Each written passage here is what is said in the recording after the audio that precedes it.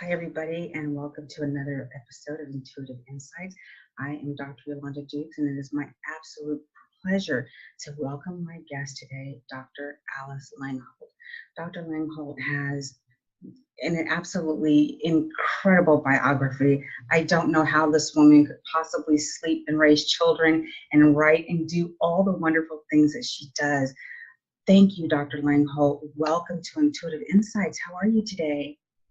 I'm doing great. Thank you so much for having me on your show. And, it takes one amazing person to know one. So also, it was my absolute pleasure to help you with your hood at the graduation. yes, otherwise I would have been inside out the whole time and not even known. Oh my gosh, was that not an amazing day? For those who do not know, Dr. Langholt and I recently had the formal graduation to the University of Sedona. Yeah.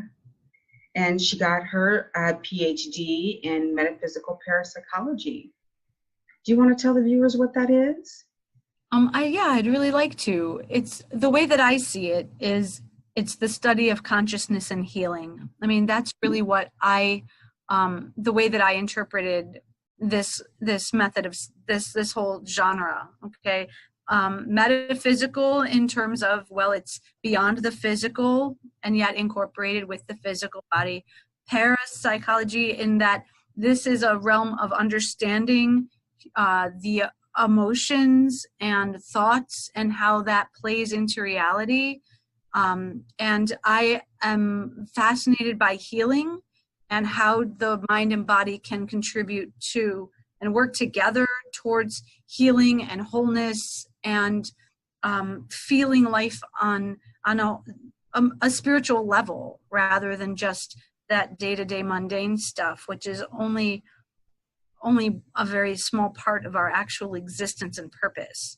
So the way that I see metaphysical parapsychology is it is the combination of understanding the way that our physical lives interact with our spiritual lives and affect each other. Oh, wow. I did not know that. That's very interesting. How did you become interested in this field?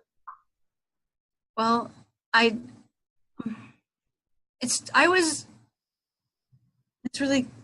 really spiritually thirsty quite some years ago, just on a personal level. I mean, I was working, I had a job as a teacher for a religious school, for a Jewish, a synagogue. It's like a Jewish church, if you don't know what that is, like a temple, right?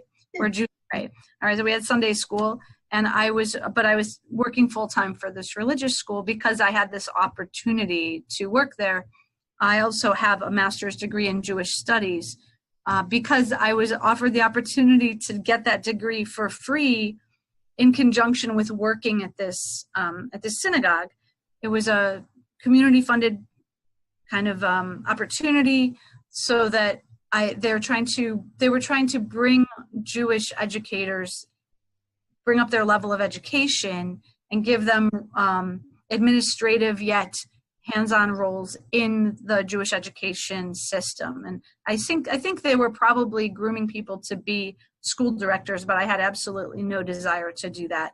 I just wanted to be teaching and working with kids. I was running a Jewish youth theater, which I had started. I was writing and directing musicals, doing a lot of creative and fun stuff, and teaching, teaching, Sunday school, Jewish holidays, a little bit of Hebrew, things like that.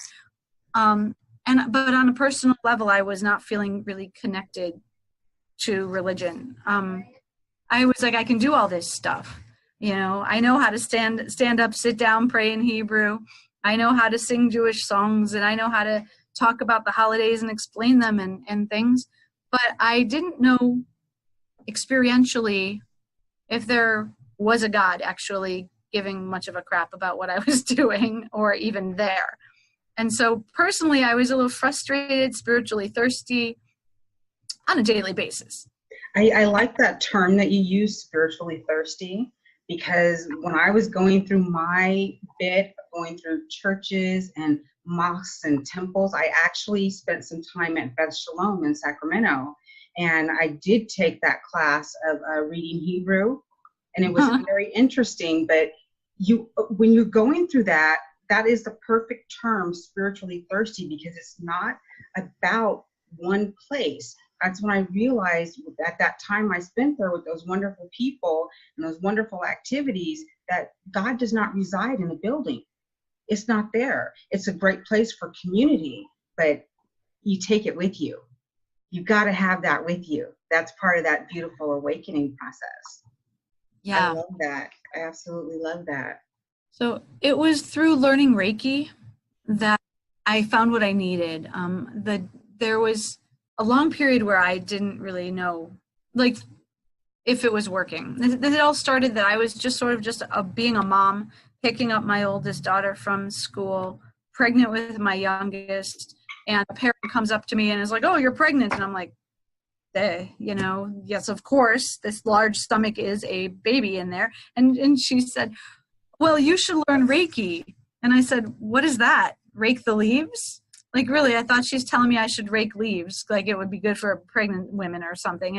And she said, no. Reiki is an energy healing method. She says it can help relieve pregnancy discomforts and help you in labor.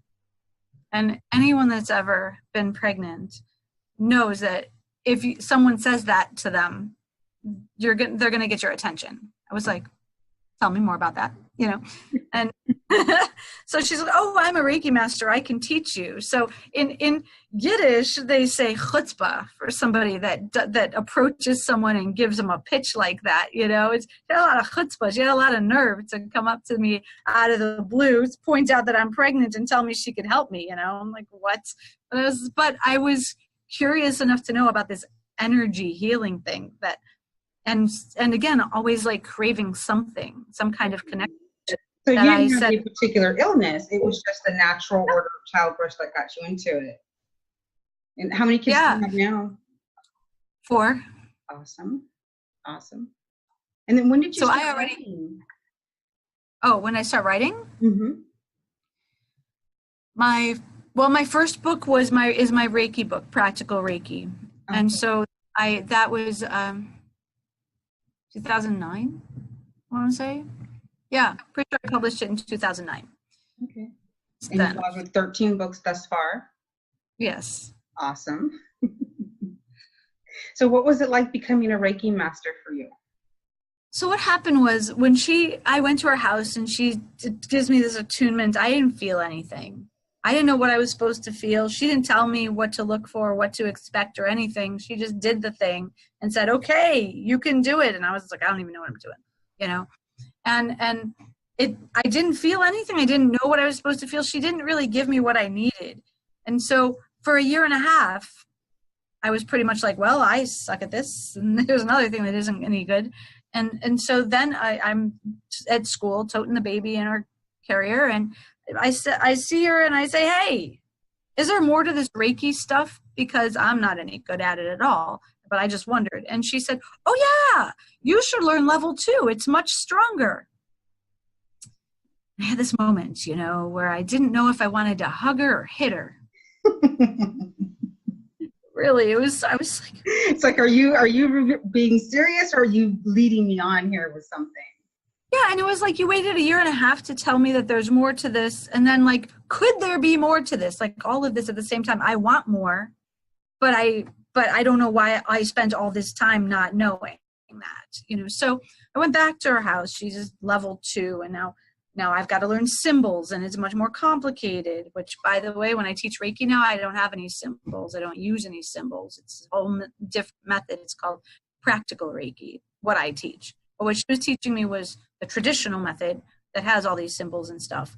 And I was just like, I don't know if I'm doing it right. I don't know what it's like, I'm just trying here, So I passed my symbol test for all it mattered, and I was getting ready to leave.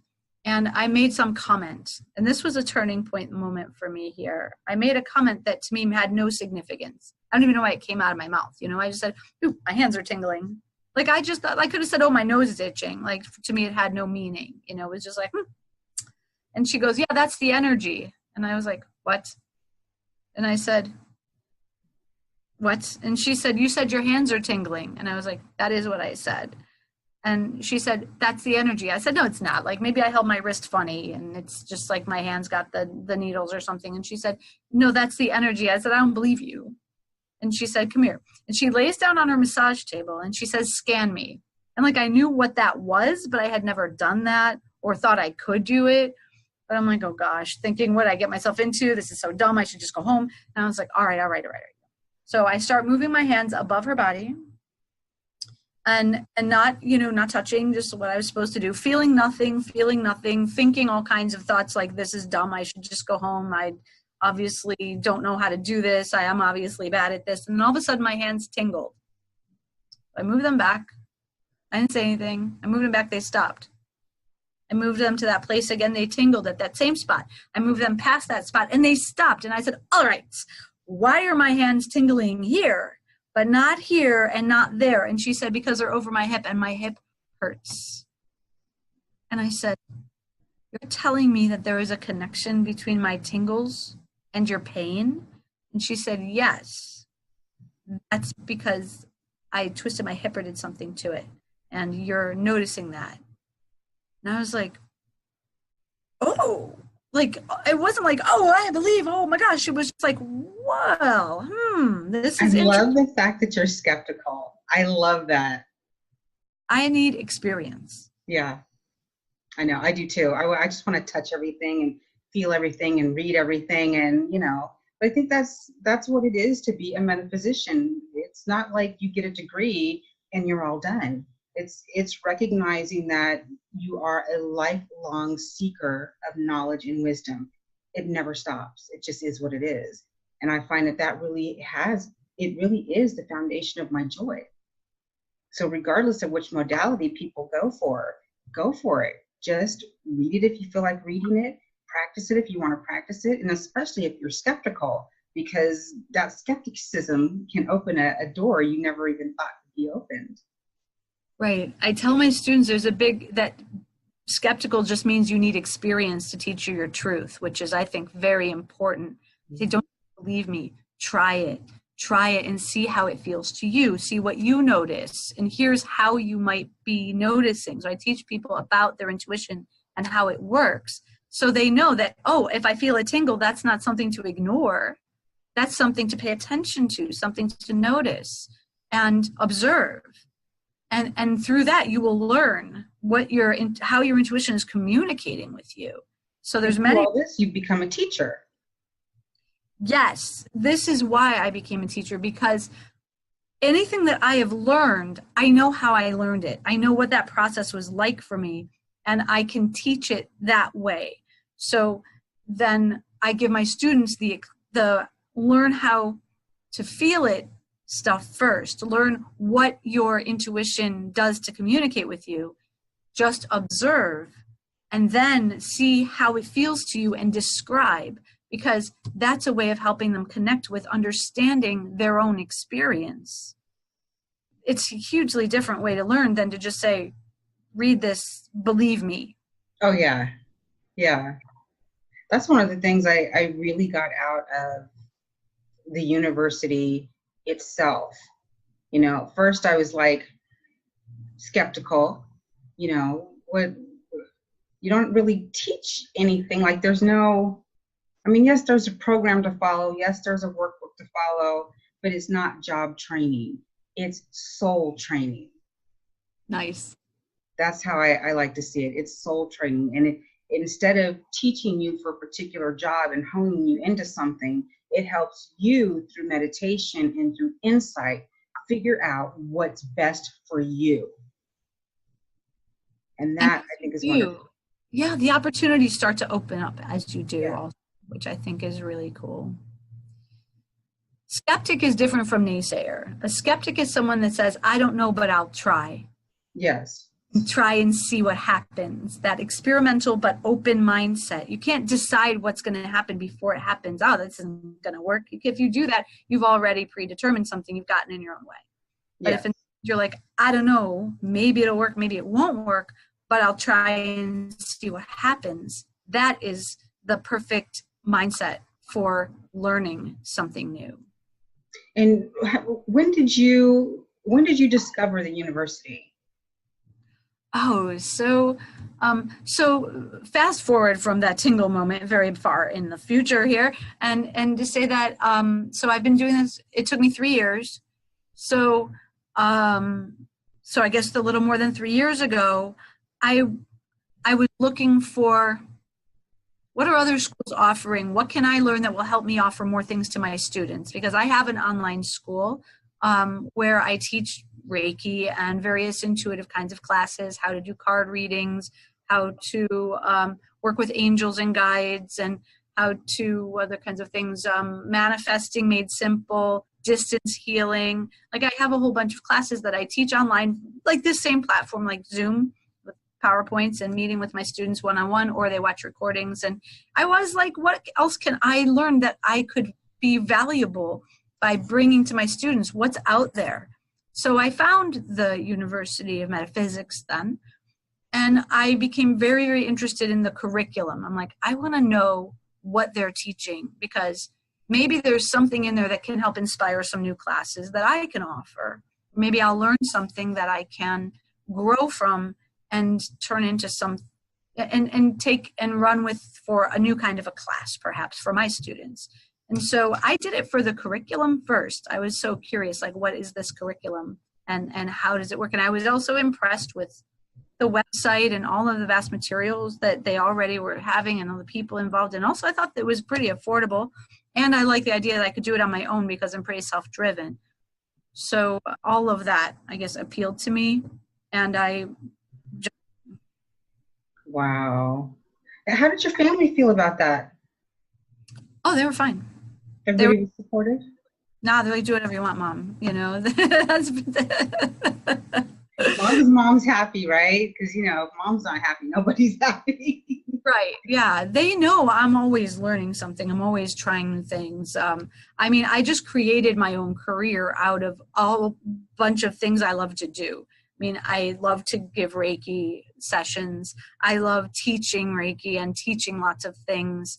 I love writing. I also officiate weddings, and I love doing that.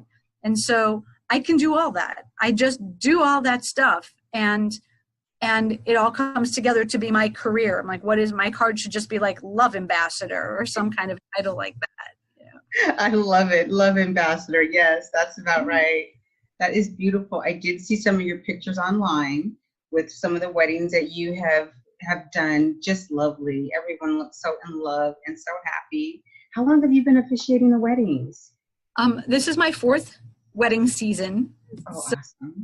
so yeah, that long. Yeah, and I did a lot of weddings last year. Like I think about more than 100 for sure. Wow. And it's all sort of crammed into like 6 months, 7 months of the wedding season time between spring and fall. Mm-hmm. Not a lot of weddings in like January. Yeah, It's in wintertime. cold.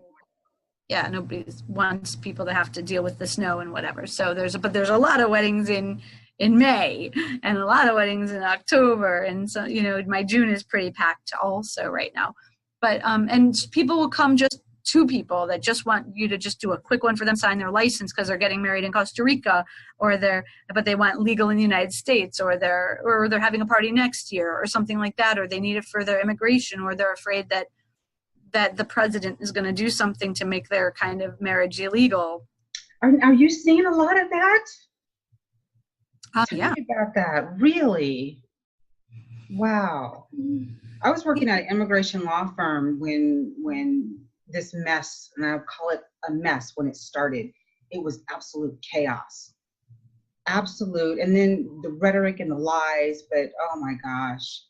So people really are just running off to get married, hoping to just save themselves from all this confusion. Yeah. Wow. I mean, I'm not saying like lots, but definitely there have been some. I mean, There's I've an influence. maybe 5 or 6 couples that were like, we decided we're going to get married sooner just to do it and have it legal. Then we'll just do a ceremony some other time when we have the money and we can get everybody together. But we just want to get the legal stuff out of the way. Wow. So wonderful that you're there for them. That's really wonderful. I'm sure people appreciate that, because I know I would if I was in that situation where everything just, changed all of a sudden. You need people in the world that are open and loving and being able to offer that. So on behalf of the universe, I say thank you. Thank you for thanking me. You're welcome. I became a wedding officiant on the day that same-sex marriage became legal in the United States, because I thought, okay, now I'm going to go for it. I was like toying with the idea a little bit before that, but I'm like, okay, this is the sign I needed. I want to do this. I believe this is important. People should be able to get married if they love each other, and that should be that's it. So I said, Right. It's like, I'm never going to understand what the big deal is. You know, I mean, two people that love each other, what business is it of mine? Why would I care? You know, as long as you're not hurting, abusing, and, you know, bothering me, why would I care? Really? Exactly. Wow. That's awesome. I love that you do that. And I talked to Joy Maestas a while back, who also does the same thing. And that makes me happy. People should be allowed to be happy. It's, you know, when your partner is sick and you can't even go and be by their side because of some stupid law, that's not right. That's the ingredient to your healing, that lover that you have. You need that. And being separated from that, I don't think that's cool at all. I agree, definitely. So I'm very proud to do this work, and I've married some really awesome couples. Like, really, it's just a very, very happy job. I like a celebration. That is amazing. And what else? So you set up your own school, or did you have an online format, a template, or you just went in for it? Well, I knew what I had been teaching. First, I was teaching by email before, like, there was a lot of this video ability to do video chatting or anything like that. I was just like mentoring people by email. Okay. I decided, you know, it would be really much. Then it's like Adobe Connect Pro sort of thing came out, which is still a thing, but Zoom is much better. But anyway, technology has continued to upgrade and change.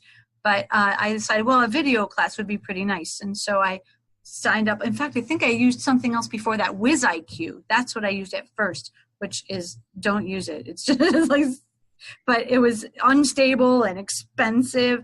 But I have a business.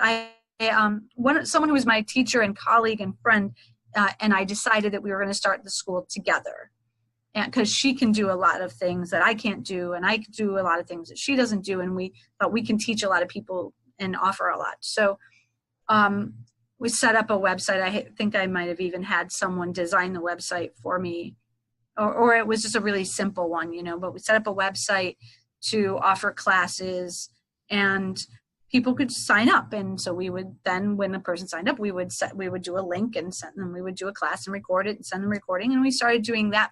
We did that for like about 4 or 5 years before we decided we needed a better website. And we were always looking for better platforms to do the video with, so that would be more stable and better suited to pretty much anybody. So we paid a lot of money to a company to create a new website for us. And it was a good website. It was very nice, really pretty, really liked it. But it started to become glitchy, and after a while, I think 3 years after it was up, it started to be a little outdated, a little glitchy, susceptible to viruses and hacking and all kinds of things. And then it stopped working, and I was like, you know, we need this to work. And so I had to go through, it was during Mercury retrograde, and so it took like 6 months to finally get a new website up and running. And now we have a new website up and running, which is for our school. I mean, it's complicated now with scheduling classes and scheduling certification programs, selling books and selling products, and just all of the various things that our site offers. Needed somebody to really come in that knows how to put all this together. So anyway, so now we have something a little bigger, and yeah, we use Zoom for our classes, and it works out really, really well. So, and we're always creating more classes, and I have some new classes as a result of the things that I learned at the University of Sedona, new classes and new things that I can offer and new insights, because you're right, we're always learning, and that's what keeps fresh. What in particular? What did you add because of your newfound learnings? So I added a class about love, compassion, and gratitude as a healing force is, and how they're interrelated and how they integrate with meditation to not only offer healing to the person who's doing this, but also to create a healing space for those around them. And that came of working on my dissertation, actually, because I did an experiment for my dissertation that involved something called heart math. Okay. I've heard of it. Yes. Tell So me heart more. math is a meditation technique where you meditate, but instead of just meditating, what you're doing is bringing forth the feeling of gratitude and allowing that to be this place, this mental state you put yourself into of just being thinking of all the things that make you feel happy and grateful. And you use this connector, actually it's called the inner balance connector, and it's this little clip that clips on your earlobe, and it syncs with your phone to an app, and it's measuring your blood flow, which correlates to being able to map your heart rate. And what they found is when a person is in a state of gratitude, the heart gets into a very regular kind of a pattern, which signals that it's your autonomic nervous system in balance. And so basically the heart is telling the brain to release the hormones that bring the autonomic nervous system into balance, the state of awareness, but calm at the same time, which is different than meditation because it's physiological. Okay. Called coherence. A person in a state of coherence then is able to heal in miraculous ways and be without stress and deflect stress and just be healthier in ways that meditation doesn't necessarily offer. So it's very, very interesting, the physiological changes that happen when a person is in a state of coherence. My experiment was when I trained myself to be able to use this product and get into a state of coherence within 10 minutes, which is okay. I know some people that can do it much faster, and I know that there are people who don't know how to do it at all. So I was like, that's cool. It worked all summer. I worked all summer on it, and I was like, within 5 minutes, I can get into that state of coherence and maintain it for a good 10 minutes at least. But I thought, this is what I'm going to do, an experiment where I do this coherence meditation. There's a person sitting across from me, and they're wearing one, also monitoring their own coherence levels, even though they're not doing anything, but just hanging out. And at the 5 minute mark, I set a timer, and at 5 minutes, I just increase my intention to include that person in my field. With my mind, I just intend I'm now going to include them with me and see what happens. So looking at the results of this, I also did this experiment by distance, meaning people in Columbus, Ohio joined me on Zoom. They're wearing the thing, I'm wearing the thing. And what I'm looking for is their coherence going to change at 5 minutes? Or is there anything else significant that I can learn by looking at their coherence compared with mine during this 10-minute heart math meditation that I'm doing? So what I found was two things. One is 47% of the people that I did this experiment with had a spike in their coherence levels, like a spike, like it went up significantly at exactly 5 minutes. And so 47%, so what, that's less than 50-50, but it's not like a 50-50 up or down. It's like a significant amount of change, which is abnormal. And 100% of us were resonating, our coherence levels were moving in tandem.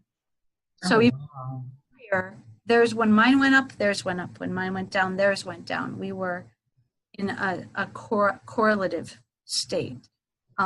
We were resonating together. And so it showed that, our energy, not only does our energy affect each other, but whoever has the stronger energy of an emotion like gratitude, it has a profound effect on somebody else. They entrain to the person whoever has the strongest energy is going to take them with them. So, which is very much the same if you walked into a room and then you go, I don't know why I feel bad, but I just feel really, really bad right now. Right. Same. Somebody's dominant energy is dominating the whole entire room. Wow, I did not know that. So you use a method and findings way to write your dissertation. That's awesome. I like that. I might go and read that. I like it a lot. And Yeah. you won awards for your reading. I mean, for your writing. I have. Yeah. My Reiki book, Practical Reiki, has won 2 awards. One from the About.com Reader's Choice Awards, and also an award from another award. I can't think of the name of it right now. A different 2017 Books of Excellence Awards. That's the one. Yes. Thank you. Yeah. So do you self-publish? I mean, everything goes like through Kindle, or do you use another platform? They're on Amazon and Kindle and Audible. Oh, awesome. Yep. So yeah, self-publishing has definitely been, it's easy, it's free. And somebody buys a book, you get royalties. You get more royalties from self-publishing than you would if you were going through a traditional publisher, because they are mass producing the books and paying you a small amount per sale, and they can discontinue your book at any time if they choose. If you self-publish, you're in charge. I don't have to print books and distribute them. I only buy the ones that I want, or I want to sell in person. But the sales go through Amazon. Like, they handle everything. And so it's really great. I mean, it's really, really great, because like, so I have 13 books, but they don't all sell very well. Some of them sell pretty well. Some of them sell nothing, very little. But one of my books right now is huge. And it's called A Moment for Teachers. I have this whole series of self-help for busy people books. And there's a calendar called A Moment for Me. I have one sitting here, actually. Okay. And it has 365 ways to balance body, mind, spirit, and emotions in 30 seconds. Is it like a calendar, or it's a book? It's a calendar. Okay. So this is on Amazon, but it's not published by Amazon. I mean, if somebody buys it, I send it to them. Every page has a date and then a purpose and something to do in 30 seconds that can balance body, mind, spirit, and emotions. I like the idea of 30 seconds a day can change everything. That's true. State of being. So then I wrote a book. Then I wrote books based on this idea. So I wrote a book called A Moment for Mom, which has 101 ways for moms to get into balance, body, mind, spirit, and emotion with the motherhood experience. And I wrote a book called A Moment for Us, which is care for busy couples. And it has 101 ways that couples can reconnect and strengthen their relationship in 30 seconds. And then I wrote a book called A Moment for Success, which is to get more creative, productive, positive, and successful in 30 seconds. And then I wrote a book called A Moment for Teachers to become more positive and inspired and creative in the classroom in 30 seconds. So that book, that one is the one that, like, several times a year, some company, I guess, I don't even know who, but buys like 400 at a time. Wow, that is amazing. I mean, I have to admit, I'm inspired by all the people I talk to, because everybody is so different. But oh my gosh, I feel like you're just on a rocket ship. It's just amazing. I love it. Oh gosh. Wow. It's a wild ride. I mean, I never know, from some of my income is like a roller coaster, it's either books are either selling or they're not, or like sold 7 or something in a month. But this one, A Moment for Teachers, in May, because the end of the school year is coming, I guess, sold over 650 copies during 1 month, which is just... Congratulations. I love to hear that. You are a woman who is empowered. You still can manage to have a family, keep your relationship together, and do what you love. That is amazing. You know what a huge accomplishment that is? It took a while. It took time. I used to do other jobs, freelance writing. I worked for Google for a year. I did social media for different game companies, like board game companies, and I wrote questions and categories for board games as a freelance writer. I'm really good at brainstorming, so it's a good skill. It comes in handy for other ways to make money. And I finally got to a point where I didn't have to do those things. I could just do the things I love to do, and that's my career. But it was a gradual changing, a gradual, like, leveraging to be able to make enough money at something, whether it's, but not the same probably every week. It's maybe different. Maybe I got paid for this class. I have like good number of students in this class. So it's this class this month or this, and then next month I don't have, and nobody signed up for that class. So, but I sold 25 books, or it's like something, so it's just like, as long as something is the weddings or something, money's coming in from one thing or another, or some number, some different combination of things that I love to do. I'm always doing something I love to do, and I'm able to support my family, and I'm doing something of meaning, which I think for me is really important. Something I really felt like I needed to do. I want to do things that mean something, that help people, that help me feel connected also. This like Reiki makes me have a full experience of being connected to everyone in the world, every living thing, animals, plants. I know that we're all connected because I can physically feel it, and they can feel it, and they feel better, and they feel good when I'm working with them. And that is the most spiritually connected thing. And that is the reason that I turned my whole life into this, from teaching Sunday school and, having a regular kind of job that has a paycheck and benefits and all of that. Thank goodness for my husband, whose job has benefits. So there we go. But the universe does provide. It really does. So what would you say to the young woman out there who is just awakening and not sure what she should do? Or even young man, for that matter. Right. I do have men students, yes. So I would say, follow where it's taking you. Definitely. Go where you're feeling led to go. Learn what you are being like shown. Signs are coming at you maybe, and you're like, I just heard the word Reiki 3 times in a week and I've never heard it before. Like, okay, you're being led to something, or if there's a book that fell off the shelf or somebody just handed you, or somehow, yeah, and you feel guided to it for some reason that you can't understand, do it, read it, learn it, go follow that thread. It's going to lead you somewhere, and don't be afraid of it. 100% agree. Yeah. 100%. And it really is, it's a thread of joy, and it doesn't matter if you stop trying to overanalyze and figure out how it's connected to your life, because your life is an unfolding process of gifting and presence and love from the universe if you let that happen. So if you're not following your joy, then you're not really letting that happen.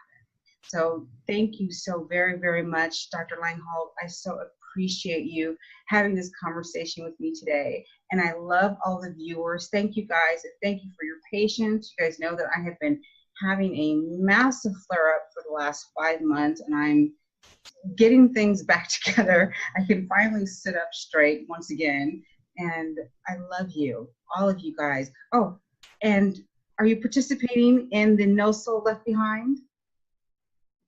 I just hadn't had time to send that in yet, but okay. It's no pressure. If it's something that you want to do, you feel like you're going to do it, Spirit's working on me and telling me I have to do this. I've got to put this out there in the world. Just basically going to come out like a public service announcement, let everybody know to vibrate higher. The ascension is happening now. It's not a future date. It's happening right now. And the messages, I love you, are coming from your brothers and sisters that are in the light of ascension. I just wasn't sure if I was just supposed to say I love you, or if I was supposed to say something else before that. Just I love you. You're talking to your brothers, your sisters, the people that are looking for the light. That's who you're talking to. And you're just going to say that. And I'm getting tens of you, 10s, 20s, 30s of you sending in videos just with I love you. And it's going to be beautiful. I know it. It's just going to be beautiful. Wow, that sounds amazing. I can't wait to see how it comes out, and I'll try to get you one, or I'll take you right from this. I love you. There, you probably just need something a little. I can do that too. I'm learning how to do that. I've had to learn amazing stuff. I didn't have a budget for anything, and Spirit told me, look, you're going to be making videos. I had no idea what that meant 10 years ago, and here I am talking to people literally from all over the world, having these wonderful conversations, meeting people, learning new things, learning about new modalities, and finding out basically how everybody else is surviving too, because it's not always easy. Right.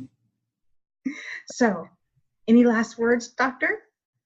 Oh my gosh. Well, first of all, the most important words that I have to say to you are thank you, because it's, you make me feel so good and appreciated and seen, and that is something that everyone needs. And even people who are just like me, just go, go, go, do. I sometimes feel like I'm putting all this stuff out and nobody's looking or listening. So when you say, hey, I want to talk to you and share what you're doing with the world, that makes me know that it matters. And sometimes I need that reminder. We all do. And so my big, big, beautiful thanks to you for bringing me here and shining that light on me, because I feel wonderful being able to do that. And secondly, just to anyone who's watching, you're special and important. You are here for a reason. Do it. Do your thing, and it'll take you places. And don't be afraid. 100. Thank you guys. Remember, I love you.